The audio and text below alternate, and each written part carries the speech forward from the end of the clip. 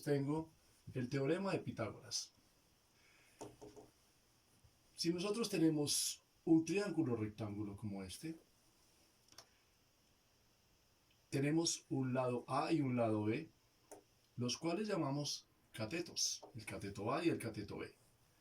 La resultante entre estos dos lados es un tercer lado llamado hipotenusa, que es esta distancia de este punto hasta este punto. Como pueden observar, es la línea más larga, ¿sí?, del triángulo rectángulo. Es un triángulo rectángulo porque su principal característica es que tiene un ángulo de 90 grados, como observan acá. Ahora, la hipotenusa está al lado opuesto del ángulo recto, que es de 90 grados. Ahora, definamos qué es el teorema de Pitágoras. El teorema de Pitágoras dice que la hipotenusa es igual al cuadrado del cateto A más el cuadrado del cateto B. Hagamos un ejercicio. Asumamos que tenemos dos lados conocidos y uno que no conocemos. Para este caso tendríamos el lado A, que vale 8 centímetros, y el lado B, que vale 12 centímetros. Vamos a hallar la hipotenusa, que sería la incógnita. Ahora procedamos a desarrollar la fórmula. La hipotenusa al cuadrado, que es la variable que vamos a calcular, sería igual al valor de A, que es 8 centímetros elevado al cuadrado, más el lado B, que son 12 centímetros elevado al cuadrado. Ahora, esto elevado al cuadrado nos da 64 centímetros al cuadrado, más 12 elevado al cuadrado nos da 144 centímetros al cuadrado.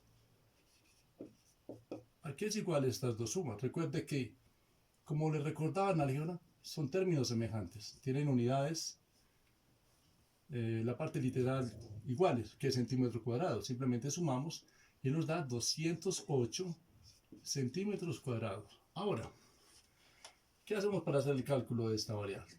Simplemente expresamos la hipotenusa en forma de un radical para poder desaparecer el exponente 2.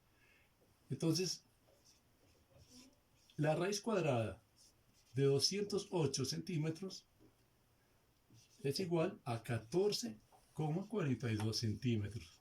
Porque recuerden, estos dos exponentes se cancelan. Ahora, pasemos a hacer otro ejercicio. En este caso, tendremos que vamos a hallar un cateto teniendo la hipotenusa y otro lado. Entonces, podríamos decir que la hipotenusa vale 10 centímetros y que su lado A, el cateto A, vale 5 centímetros. Ahora, despejando la fórmula, decimos que la hipotenusa es igual al cuadrado de A más B al cuadrado. Simplemente hacemos transposición de términos. Como necesitamos hallar el valor de B, simplemente pasamos B a este lado de la igualdad. La hipotenusa continúa en su misma posición y simplemente le restamos el cateto A. Ahora, reemplacemos. B al cuadrado es igual.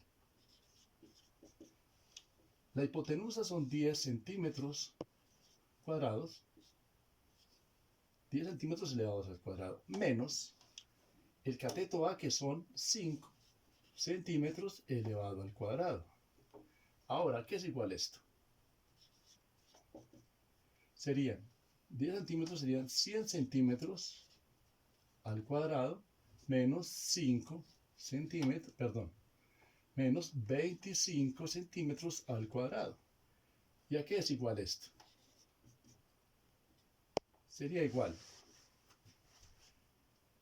100 menos 25 daría 75 centímetros al cuadrado. Ahora, como esto, el cateto B está al cuadrado, entonces vamos a expresarlo en forma de radical, como en el ejercicio anterior, para desaparecer el exponente 2. Decimos que B es igual a raíz de 75 centímetros al cuadrado. ¿Y a qué es igual esto? A 8.66 centímetros. Ok, compañeros. Como pueden observar, nosotros tenemos en un triángulo rectángulo dos posibilidades o quizás tres posibilidades. Podríamos hallar la hipotenusa, podríamos hallar el cateto B o el cateto A. Se pueden simplificar muchos casos. No se les olvide, por hoy hemos terminado, no se les olvide darle clic a la campanita, suscribirse a mi canal. Vamos a introducir unos temas nuevos. Por favor, muchas gracias por su audiencia y bueno, nos vemos en nuestro próximo capítulo.